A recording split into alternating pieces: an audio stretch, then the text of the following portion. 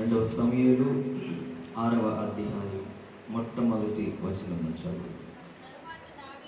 శ్రద్ధగా వినండి, కొద్ది నిమిషాలు దేవుని వాక్యాన్ని. ఇంకా గలిబిలంతా పక్కన పెట్టాను. తరువాత దావీదు ఇశ్రాయేలీయులలో 10,000 అమ్మా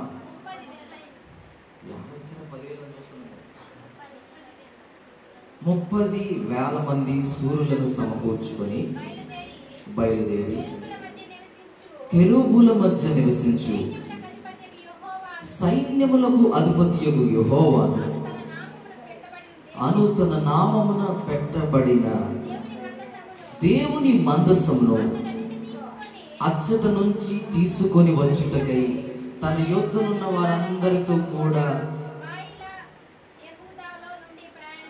ప్రయాణమైన. ఆమేన్ ఆమేన్. ఈ ఒక్క అధ్యాయం నుంచి దేవుడి ఈరోజు మీతో ధ్యానించబోతున్నాడు. ఆమేన్.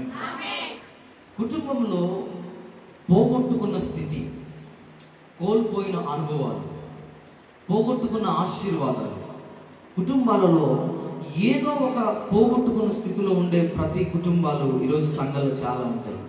అమ్మా ఈరోజు నీ దగ్గర ఏమి లేదమ్మా అంటే ఒకనాడు ఏదో కోల్పోయిన పరిస్థితుల్లో ఉన్న కుటుంబాలు, పోగొట్టేసుకున్న స్థితిలో ఉన్న, ఆర్థికంగా పోగొట్టుకొని ఎన్ని ప్రయత్నాలు చేసినా విజయం సాధించలేని స్థితిలో పడిపోయే కుటుంబాలు చాలా. ఈరోజు నీవు పోగొట్టుకోవడానికి కారణం ఏంటో, ఆ పోగొట్టుకున్నది ఎలా సంపాదించుకోవాలో పరిశుద్ధాత్మ దేవుడు మీతో మాట్లాడను గాక. ఆమేన్. దావీదు అనే రాజు మనందరికి తెలిసిన వాడు. ఎంతమంది తెలుసు దావీదు రాజు అంటే? ఇక్కడ ఉన్న దావీదు రాజు కాదు, ఇక్కడ ఉన్న దావీదు చాలా మంది ఫ్యాన్స్. మా మానస్ అయితే డైహార్డ్ ఫ్యాన్. అసలు స్టేటస్ ఆ ఫోటోలు కన్నా దావీదు ఫోటోలే ఉంటాయి. మాధురి అంట, ఆ దావీదు కాదు. ఇక్కడ ఆయన చాలా మంది హీరో, కానీ మన హీరో ఈరోజు వేరే. ఎవరైనా దావీదు ఎలాంటి పరిస్థితుల్లో రాజుగా మార్చబడ్డాడు? అసలు దావీదు అనే వ్యక్తి ఎక్కడి నుంచి వచ్చాడనంటే, అప్పటిదాకా దావీదు ఎడారులు పట్టుకుని తిరుగుతూ ఉన్నాడు, అరణ్యాల పాలైపోయాడు. ఎప్పుడు నన్ను ఎవడొచ్చి చంపుతాడా అనే భయంతో పరిగెత్తుతున్నాడు. భయంకరమైన స్థితిలో పరిగెడతా ఉన్నాడు. అలా పరిగెడుతూ ఉన్న స్థితిలో దేవుడు దావీదును చూసి, దావీదు నేను నిన్ను అభిషేకించాను కదా, నేను నిన్ను రాజుగా మారుస్తానన్నాను కదా, ఇదిగో నేను నిన్ను రాజుగా మారుస్తానన్న సమయం వచ్చింది, నువ్వు రా, నేను నిన్ను సింహాసనం ఎక్కిస్తాను అని దావీదును తీసుకుని వెళ్ళి, ఒకనాడు ఎడారిలో ఉన్నవాడు, ఒకనాడు అరణ్యములో ఉన్నవాడు, ఒకనాడు భయంకరమైన మరణ భయంతో పరిగెట్టేవాడిని తీసుకొని వచ్చి సింహాసనం మీద కూర్చొని పెట్టాడు. హల్లెలూయా హల్లెలూయా. ఒక భక్తుడు అంటాడు, స్టీవ్ ఎడ్వర్డ్స్ అనే ఒక వ్యక్తి పలుకుతాడు ఒక మాట ఏంటంటే, నీ జీవితంలో పడిపోయిన స్థితి ఎందుకు ఉంటుందో చెప్పనా అంటే, ఆయన అంటాడు, ఎందుకుంటుందయ్యా మా స్థితిలో అంటే, ఆయన అంటాడు, ఇదిగో మీ కుటుంబాల్లో పడిపోయిన స్థితిలో ఉండటానికి కారణం ఏంటో చెప్పనా, నీవు ఎప్పుడైతే దేవుని చిత్తానికి వ్యతిరేకంగా వెళ్తావో నీ పరిస్థితులు నీకు వ్యతిరేకంగా వెళ్ళడం ప్రారంభిస్తాయంట. ఆయన అంటాడు ఆ మాట. నేను ఆ మాట చదువుతున్నప్పుడు నాకు చాలా ఆశ్చర్యం అనిపించిన మాట. నీవు ఎంత గొప్ప స్థాయిలో అయినా ఉండు, నీ చుట్టూ ఎంతమంది సైన్యమైనా ఉండు, నీవు కానీ నీవు దేవుని చిత్తానికి వ్యతిరేకంగా ఎప్పుడైతే వెళ్తావో నీ జీవితము, నీ పరిస్థితులు నీకు వ్యతిరేకంగా పనిచేయడం ప్రారంభించబడతాయి అంట. ఆమేన్. దావీదు గురించి నేను ఆలోచిస్తా ఉన్నా. దావీదు ఎక్కడ పడిపోయాడు? పడిపోలేదు కదా. ఏం పోగొట్టుకోలేదు కదా. రాజు స్థానాన్ని పొందుకొని రాజుగా ఆ యొక్క సింహాసనం మీద కూర్చొని ఉన్నాడు. ఇప్పుడు దావీదుకు ఒక ఆలోచన వచ్చింది. రాజ్యం ఎక్కాడు, కూర్చున్నాడు, ప్రశాంతంగా ప్రాంతంలో రాజుగా బ్రతుకుతా ఉన్న దావీదుకి ఒక మంచి ఆలోచన వచ్చింది. ఏంటో తెలుసా? రాజు అలా సింహాసనం ఎక్కినప్పుడు దావీదుకు ఒక భయంకరమైన ఆలోచన వచ్చింది. ఏంటంటే, ఒకనాడు నా యేసుక్రీస్తు ప్రభుల వారు కానీ, నా యెహోవా దేవుడు కానీ, పరిశుద్ధాత్మ దేవుడు నివసించడానికి తన ప్రజలతో ఎలా సంచరించాడు?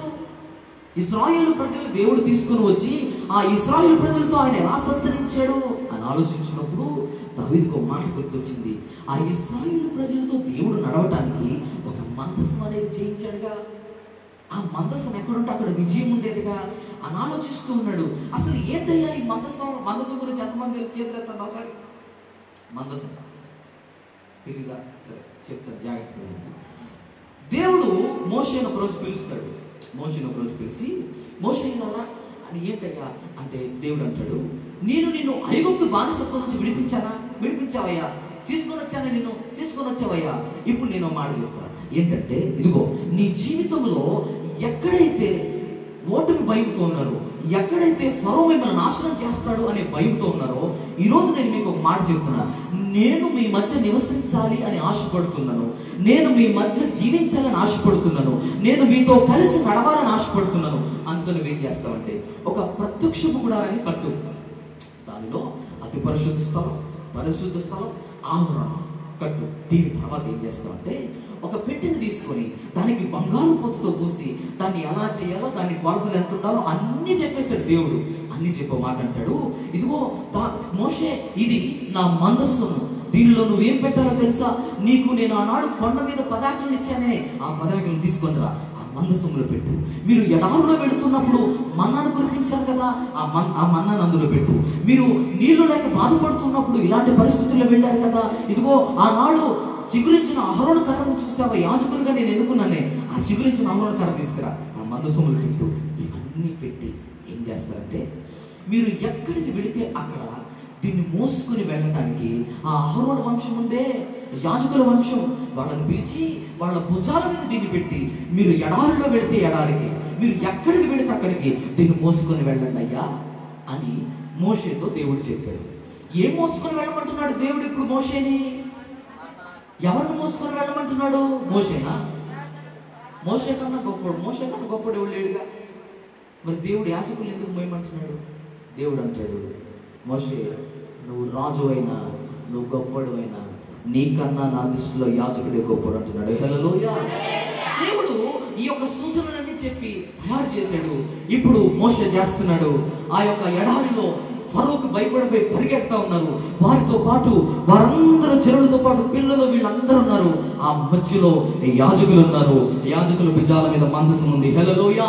ఆ మందసం మోసుకుని వెళుతూ ఉంటే ఆ ప్రజలందరూ అడుగుతున్నారు, మోషే మాకు ఆహారం లేదయ్యా అని. అంటే మోషే దేవుని వైపు చూస్తూ ఉంటే, ఏంటయ్యా మోషే ఏమైందయ్యా అంటే, అయ్యా మా ప్రజలకి ఆహారం లేదయ్యా అంటే దేవుడు అంటాడు, మోషే మీకు ఆహారం లేకపోతే ఏంటి మోషే, మీ మధ్యలో మందసం ఉందిగా అని అంటున్నాడు దేవుడు. హల్లెలూయా.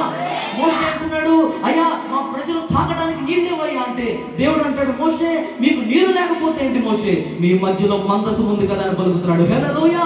దేవుడు అంటున్నాడు, మోషే ఏంటయ్యా నీ భయం అంటే, మా ఎదురు ఎర్ర సముద్రం ఉంది నాయన అంటే దేవుడు అంటాడు, ఎర్ర సముద్రం ఉంటే ఏంటి బిడ్డ, మీ మధ్యలో మందసం ఉంటే అంటున్నాడు. హల్లెలూయా. దేవుడు మోషేని పిలిచి ప్రతిసారి మోషే వెళ్ళినప్పుడల్లా, ఏంటి మోషే నీ బాధ, శత్రువులు వస్తున్నారయ్యా ఏం చేయమంటావు, ఎవడొస్తే నీకేంట్రా, ఎవడురా మిమ్మల్ని ఆపేది అంటున్నాడు. హల్లెలూయా. ఎందుకు నిన్ను ఎవడు ఆపలేడని ఎందుకు అంటున్నాడు దేవుడు? మిమ్మల్ని ఆపగలిగిన సత్తా కలిగిన ఎవడు లేడు. ఎందుకో తెలుసా? మీతో సంచరిస్తూ ఉన్నది సైన్యములకు అధిపతి అని యెహోవా. గట్టిగా చెప్పండి. హల్లెలూయా. హల్లెలూయా. అందుకనే దావీదు అంటాడు, సైన్యములకు అధిపతి అని యెహోవా నివసించు, ఆయన నామము పెట్టుకున్న ఆ యెహోవా నివసించు. ఆ మందసమును తీసుకుని రావడానికి 30,000 మంది సైన్యాన్ని వెంట పెట్టుకుని వెళ్తున్నాడంట. ఆ ప్రాంతంలో ఆ మందసం కోసం అనేక యుద్ధాలు జరిగినాయి. ఫిలిష్తీయులు వస్తున్నారు, మేము ఎందుకు గెలవట్లేదు ఇశ్రాయేలు ప్రజల మీద అంటే ఒక వ్యక్తి చెప్తాడు, మీరు ఎన్ని ప్రయత్నాలు చేసినా ఇశ్రాయేలు ప్రజల మీద మీరు గెలుపొందలేరు. ఎందుకో తెలుసా? ఇశ్రాయేలు ప్రజల్లో శూరులు లేకపోవచ్చు, ఇశ్రాయేలు ప్రజల్లో యుద్ధ వీరులు లేకపోవచ్చు, కానీ ఇశ్రాయేలు ప్రజల మధ్యలో దేవుని మందసం ఉంది. హల్లెలూయా. దేవుడు మందసమును మోసే యాజకుడు ఉన్నాడు.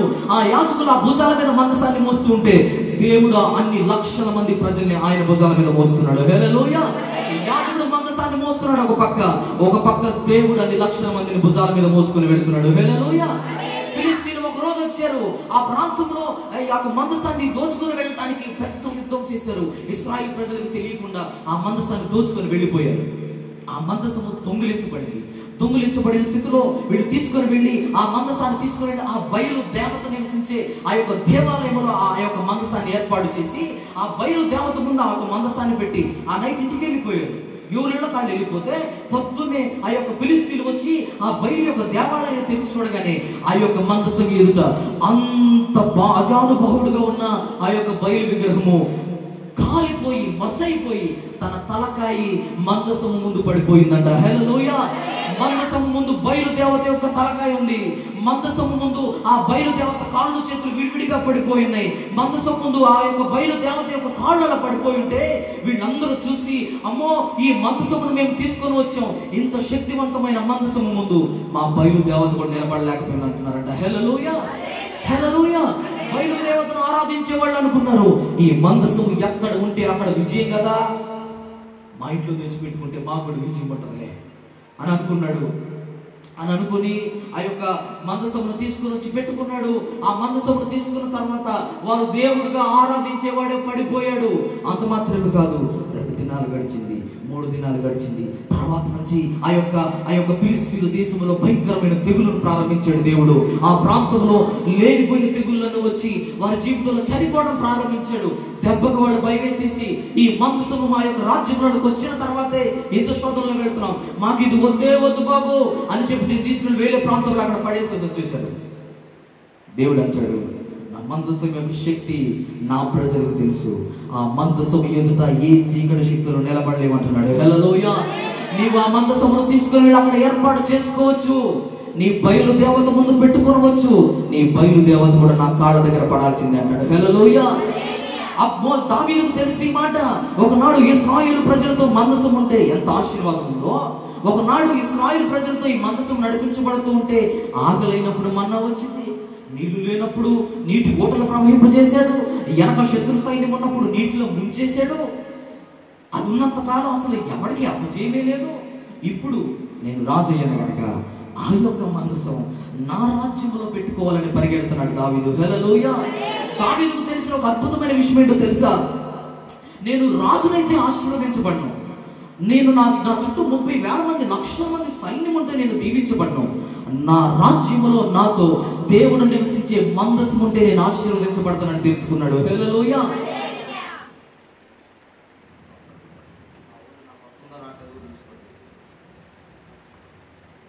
హల్లెలూయా, హల్లెలూయా.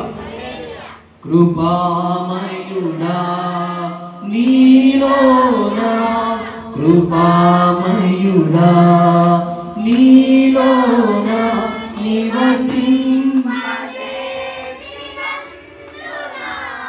హల్లెలూయా.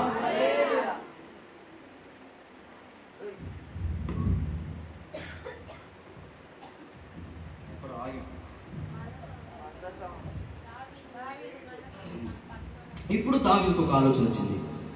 హలో, ఆనాడు మోషే విజయం పొందాడంటే కారణం ఏంటి? ఆనాడు ఇశ్రాయేలు ప్రజలు అద్భుతాన్ని చూశారంటే కారణం ఏంటి? ఈరోజు ఇశ్రాయేలు దేశానికి, ఈ ఇశ్రాయేలు ప్రజలకు నేను రాజునయ్యాను కనుక ఆ మందసం ఎక్కడుంటే అక్కడ నుంచి నేను పట్టుకొచ్చేసుకుంటా. ఇప్పుడు ఆ మందసం నా ఇంట్లో ఉంటే ఏం జరుగుతుంది? నా రాజ్యంలో ఉంటే ఏం జరుగుతుంది? నా రాజ్యంలో ఆకలిగా ఉన్న పరిస్థితుల్లో ఆ మందసము ఆకలిని తీర్చగలుగుతుంది. హల్లెలూయా. నా మందసము మీదకి, నా రాజ్యం మీదకి శత్రువులు వస్తే ఆ మందసమే నా కోసం పోరాడుతుంది. హల్లెలూయా. ఆ ప్రాంతంలో నాకు ఏదైనా అపాయం వస్తే ఈ మందసం ముందు ఎవడు నిలబడలేడు. మంచి ఆలోచన పడినాడు, అనుకున్నాడు, బయలుదేరాడు. ఆ ప్రాంతంలో 30,000 మంది సూర్యులు తీసుకున్నాడు. 30,000 మంది సూర్యులు తీసుకుని పరిగెట్టుకుంటూ బయలుదేరి ఆ మందసాన్ని తీసుకున్నాడు. ఆ మందసాన్ని చూస్తూ దావీదు సంతోషపడుతూ కీర్తనలు పాడుకుంటూ ఆ మందసం ముందు అలా వస్తా ఉన్నాడు. ఇప్పుడు దావీదు పరిస్థితి ఎలా ఉందో చెప్పనా? నేను ఏ మందసం కోసమైతే ఎదురు చూశానో, నేను ఏ మందసాన్ని అయితే ఆశించానో, ఇదిగో ఆ మందసం ఇప్పుడు నా వెనకాల ఉందని సంతోషపడుతున్నాడు. హల్లెలూయా. అంత ఆశీర్వాదాన్ని పెట్టుకున్నాడు. ఆ యొక్క సైన్యమును తీసుకున్నాడు, శూరులను తీసుకున్నాడు, ఆ మందసం తీసుకొని తన రాజ్యానికి పరుగున సంతోషంగా వస్తూ ఉన్నాడు. వస్తూ ఉన్న మార్గ మధ్యలో ఆ మందసం పడిపోతూ ఉంటే ఉజ్జయ అనే ఒక వ్యక్తి దానిని ఆపుదామని చేయి పెట్టాడు. అంతే, వెంటనే జరిగిన కార్యం ఏంటో తెలుసా? దేవుని యొక్క ఉగ్రత ఆ బిడ్డ మీదకి వచ్చి దావీదు చూస్తూ ఉండగా, ఆ 30,000 మంది సూర్యులు చూస్తూ ఉండగా, అంత పెద్ద జనాంగం చూస్తూ ఉండగా, పాటలు పాడుతూ ఉన్నవారు చూస్తూ ఉండగా, వారందరి ముందు ఆ ఉజ్జ యొక్క దేవుని ఉగ్రతను పొందుకున్న ఆ ఉజ్జ అగ్నితో కాల్చివేయబడి వారి కళ్ళ ముందు చనిపోయాడు. దావీదు కళ్ళ ముందు 30,000 మంది సూర్యుల ముందు దేవుని మందసము పడిపోతుందని పట్టుకున్న వ్యక్తి దేవుని ఉగ్రతకు లోనయ్యి అక్కడికక్కడ చనిపోయాడు.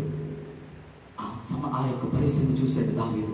ఆ పరిస్థితిని చూసి దావీదు అనుకుంటున్నాడు, అయ్యో నేను అద్భుతం కోసం వెళుతున్నా, నేను ఆశీర్వాదం కోసం వెళ్తున్నా, నా జీవితంలో మేలు పొందడానికి వెళ్తుంటే ఈ సమస్య ఏంటి? నా దేవుని మందసం ఎక్కడో ఉంటే దేవుని ప్రజల మధ్యలో తీసుకురావడానికి వెళ్తుంటే ఈ సమస్య ఎదురైంది ఏంటి అని చెప్పి దావీదుకి భయం వేసేసి ఆ మందసాన్ని అక్కడ విడిచిపెట్టేశాడు, ఆ సైన్యాన్ని విడిచిపెట్టేశాడు. పరిగెత్తుకుంటూ భయంతో దావీదు ఆ మందసాన్ని అక్కడ విడిచిపెట్టి రాజ్యానికి పారిపోయాడు. ఆ మాట చదువుతారా ఒకసారి? ఆ మాట చదవండి. 3వ అధ్యాయం 3వ వచనం. దేవుని మందసము కొత్త బండి మీద ఎక్కించి గిబియాలోనున్న అబీనాదాబు యొక్క ఇంటిలో నుంచి తీసుకుని రాగా, చదవాల 3:6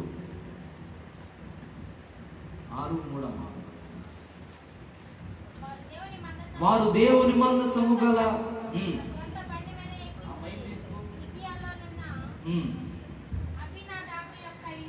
తీసుకుని రాగా అబీనాదాబు కుమారులకు ఉజ్జియాను అహ్యోను అను కొత్త బండి తోలిరి. దేవుని మందసము గల ఆ బండి గిబియాలోని అబీనాదాబు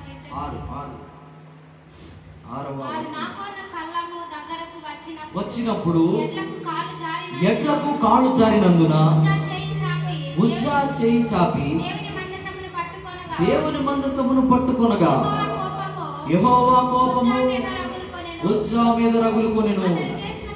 అతడు చేసిన తప్పును బట్టి దేవుడు ఆ క్షణమందే అతనిని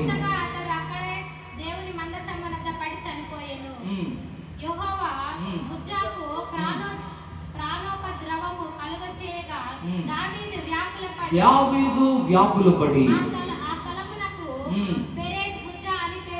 చాలమ్మా.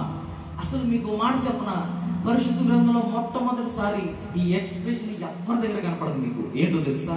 వ్యాకులపడి. అంత గొప్ప రాజు, సౌలుని ఎదిరించినోడు, అందరినీ వదిలించినోడు, అంత చిన్న వయసులో రాజు అయినోడు. దావీదు ఎంత వయసులో రాజు అయ్యాడు మాకేం తెలుసా?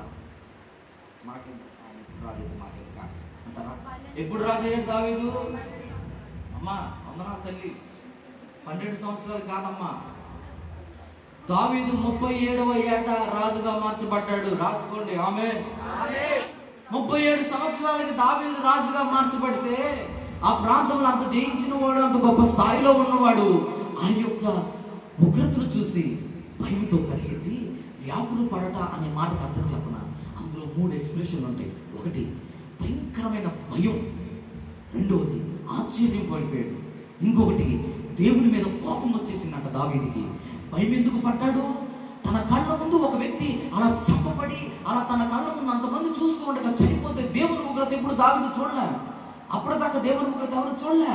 దావీదు కళ్ళ ఎదుట అతని అభస్సుకు మెరుగని ఒక వ్యక్తి అలా చనిపోతూ ఉంటే దావీదు ఆ యొక్క ఉగ్రత నుంచి భయపడిపోయాడంట.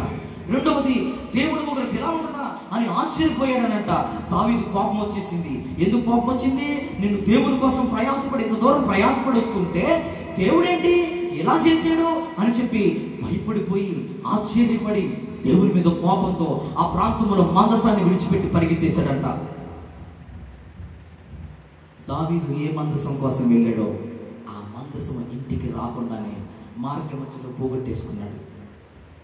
ఈరోజు దావీదు మందసాన్ని పోగొట్టుకుంటే దావీదు పోగొట్టుకున్నది ఏదో బంగారపు పూత పూయబడిన ఒక పెట్టె కాదు, ఒక 10 ఆజ్ఞలు 11 ఒక పెట్టె కాదు. దేవుడు అంటాడు, మోషే ఆ మందసము ద్వారానే నిన్ను కలుసుకుంటాను, ఆ మందసము ఎదుట నిన్ను కలుసుకుంటాను. నీవు ధూప వేదిక దగ్గర ధూపం వేయించున్నప్పుడు, నీవు దేవుని మందసము ఎదుటకు వస్తున్నప్పుడు, అతి పరిశుద్ధ స్థలములోనికి నీవు అడుగు పెడుతున్నప్పుడు ఆ మందసము ఎదుట నేను నిన్ను కలుసుకుంటాను. హల్లెలూయా. ఆ మందసము మోసుకొని వెళుతుంటే నీ శత్రువు నీ దాకా రాలేడు మోషే. అంత విజయం కలిగినది, అంత ఆశీర్వాదం కలిగినది దావీదు పోగొట్టేసుకున్నాడు. ఈరోజు ఇక్కడ కూర్చున్న నీ కుటుంబంలో ఏ ఆశీర్వాదాన్ని పోగొట్టుకుని ఇక్కడికి వచ్చావో నాకు తెలియదు, ఏ దీవెనను పోగొట్టేసుకున్నాక ఇక్కడికి వచ్చావో నాకు తెలియదు, కుటుంబంలో ఏ సంతోషాన్ని పోగొట్టేసుకొని ఏమి నష్టపోయిన స్థితిలో ఇక్కడ కూర్చున్నావో నాకు తెలియదు. కానీ నా దేవుడు అంటున్నాడు, దావీదు పోగొట్టుకున్నది నేను ఇవ్వటానికి కొన్ని కారణాలు ఉన్నాయి. ఈరోజు దావీదులను ఆలోచించగలిగితే నీ జీవితంలో పోగొట్టుకున్న ప్రతిదీ నీ చేతులకు అప్పగిస్తాడని. హల్లెలూయా, హల్లెలూయా. నేను దావీదు గురించి ఆలోచిస్తా ఉన్నా, అసలు దావీదు ఏం చేశాడని నేను అంటా ఉంటే దేవుడు అంటాడు, దావీదు పోగొట్టుకోలేదు బిడ్డ, దావీదు దగ్గర నుంచి నేను లాగేసుకున్నా అంటున్నాడు. దావీదు పోగొట్టుకోలే, దావీదుని భయపెట్టి తరిమేసి అక్కడి నుంచి. ఎందుకయ్యా, ఎందుకు తరిమేవు? దావీదు నీ కోసం వస్తున్నాడుగా అంటే దేవుడు అంటాడు, ఇందాక నేను చెప్పినట్లు ఒక భక్తుడు పలుకుతాడు, ఇదిగో నీవు దేవుని చిత్తమునకు వ్యతిరేకంగా వెళితే నీ జీవితం నీకు వ్యతిరేకంగా పనిచేయడం ప్రారంభించబడుద్ది. నీ పరిస్థితులు నీకు వ్యతిరేకంగా మార్చబడితే నీ మార్గమే నీకు అల్లకొల్లోలంగా నిన్ను వేరే మార్గంలో తిప్పేసి భయంకరమైన పరిస్థితుల్లో వెళ్తావు. దావీదు వెళ్ళినట్లు. ఏం చేశాడయ్యా దావీదు అంటే దేవుడు అంటాడు, ఇదిగో దావీదు, మోషే మీకు నేను ఒక ధర్మశాస్త్రాన్ని ఇచ్చాను కదా, నేను మోషేకు బయలుపరిచిన యొక్క ఆ ఉద్దేశం ఏంటి? మందసము ఎలా మోయబడాలి, ఎలా తీసుకురావాలి అంటే దేవుడు అంటాడు, ఆ మందసమును మోయటకు నేను యాజకుల్ని పెట్టా. ఆ యాజకుల భుజాల మీద ఉండాల్సిన మందసం ఇప్పుడు ఎక్కడ ఉంది? దావీదు ఏం చేశాడంటే 30,000 మంది సూర్యులు తీసుకున్నాడమ్మా. ఎంతమంది అక్క? 30,000 మంది సూర్యులు తీసుకున్నాడు. 30,000 మంది బలం కలిగిన తీసుకొని దావీదు ప్రయాణమే వెళ్తా మంచి కొత్త, అక్కడ రాయబడినది కొత్త ఎడ్ల బండి కట్టించాడు. 30,000 మంది సూర్యులు తీసుకున్నాడు. ప్రయాణమై వెడతా ఉన్నాడు. మందసాన్ని తీసుకుని వచ్చి ఆ యొక్క ఎడ్ల బండి మీద పెట్టాడు. దేవుడు అంటాడు, దావీదు చేయవలసిన నా చిత్తం ఏంటో తెలుసా? మందసం ఉండవలసింది ఎడ్ల మీద కాదు, మందసం ఉండవలసింది యాజకుని భుజాల మీద. నేను చెప్పిన మాట, యాజకుని భుజాల మీద మందసం మోస్తుంటే ఆశీర్వదించబడతావు. యాజకుని భుజాల మీద మందసం ఉంటే ఆరోగ్యం లేని పరిస్థితుల్లో ఆరోగ్యం అనుగ్రహిస్తాడు, ధర్మం లేని పరిస్థితుల్లో ధర్మం అనుగ్రహిస్తాడు, విజయం లేని పరిస్థితుల్లో విజయం పొందుకునే స్థితిలో ఎప్పుడు ఉంటామంటే యాజకుడు ఉండాలి. ఆ యాజకుని భుజాల మీద దేవుని మందసం ఉండాలి. దావీదు ఏమనుకుంటున్నాడు తెలుసా? హలో, నేను రాజు అయిపోయా కదా, నా చుట్టూ 30,000 మంది సూర్యులు ఉన్నారు, అంత గొప్ప సైన్యం ఉంది, అంత పెద్ద జనాంగం ఉంది, నాకు ఇంకా యాజకుడితో పని ఏంటప్ప? యాజకుడితో నాకేం పని? ఆ ప్రాంతంలో ఆ యొక్క దావీదు సామ్రాజ్యంలో ఏ పని చేయాలన్న యాజకులు కావాలా? కానీ దావీదు అనుకున్నాడు, నాతో 30,000 మంది సూర్యులు సాలే, కొత్త ఎడ్ల బండి కట్టించేది సాలే, ఇంకా యాజకుడు ఎందుకు? నా రాజ్యంలో యాజకుడు కావాలా? రాజ్యం బయట యాజకుడు వద్దు, ఎడ్ల బండి ఉంటే చాలు. దావీదు ఆలోచించిన భయంకరమైన ఆలోచన చెప్పనా? దావీదు యాజకుని చూస్తున్నాడు, తన రాజ్యాన్ని చూస్తున్నాడు. దావీదుకు వచ్చిన భయంకరమైన ఆలోచన, యాజకుడు లేకపోతే ఏం తప్ప, నాతో 30,000 మంది సూర్యులు ఉన్నారు, కొత్త ఎడ్ల బండి కట్టించా, ఇంకా యాజకుడు ఎందుకు నాకు అనుకున్నాడు. దేవుడు చూశాడు, దావీదు నీవు ఆశీర్వదించబడటానికి ఎలా చేస్తే ఆశీర్వదించబడవు? నా చిత్తంలో ఒక ప్రణాళిక ఉంది, ఏ రోజైనా నా చిత్తంలో ఉన్న నేను ఆలోచించగలిగితే దీవించబడతా ఉంటాడు. హల్లెలూయా. ఈరోజు చాలాసార్లు మీ జీవితాలలో విజయం పొందుకోవడానికి వెళ్ళినప్పుడు, ఏదైనా పనుల నిమిత్తమే వెళ్ళినప్పుడు, ఏదైనా ఆశీర్వాదాల కోసం వెళ్ళినప్పుడు, ఎందుకు మీ జీవితాలలో జరుగుతాయి అనుకున్నవి జరగకుండా వెనక్కి ఎందుకు వచ్చేస్తారో చెప్పనా? నీతో నువ్వు వెళ్ళినప్పుడు అనుకుంటావు అక్కడ వారితో మాట్లాడడానికి వారికి తెలుసులు నాతో ఉన్నారు, అక్కడ ఆ ప్రాంతంలో నా కోసం పోరాడే వాళ్ళు ఉన్నారు, ఆ ప్రాంతంలో నా పక్షంగా మాట్లాడే వాళ్ళు ఉన్నారు, ఆ ప్రాంతంలోకి వెళ్ళి నేను తీసుకుని రావడానికి తగిన డబ్బు నా దగ్గర ఉందని అనుకుంటావు. దావీదు అదే అనుకుంటున్నాడు. 30,000 మంది సూర్యులు ఉంటే ఈ మందసము నా రాజ్యంలోకి రాకుండా ఎవడు ఆపుతాడు అనుకున్నాడు దావీదు. దేవుడు అంటాడు, నిన్ను ఎవడు ఆపాల్సిన అవసరం లే, నేనే నీ గృహానికి రాకుండా నేనే ఆపుతానన్నాడు. ఆమె దావీదు తన దగ్గర ఉన్న సైన్యాన్ని చూసుకొని, బలాన్ని చూసుకొని ధైర్యంతో వెళ్ళిపోయాడు. దేవుడు అంటాడు, దావీదు నీ దగ్గర ఉన్న సైన్యం కాదు నీకు విజయాన్ని ఇచ్చేది, ఆ మందసాన్ని మోసే యాజకుడు. హల్లెలూయా.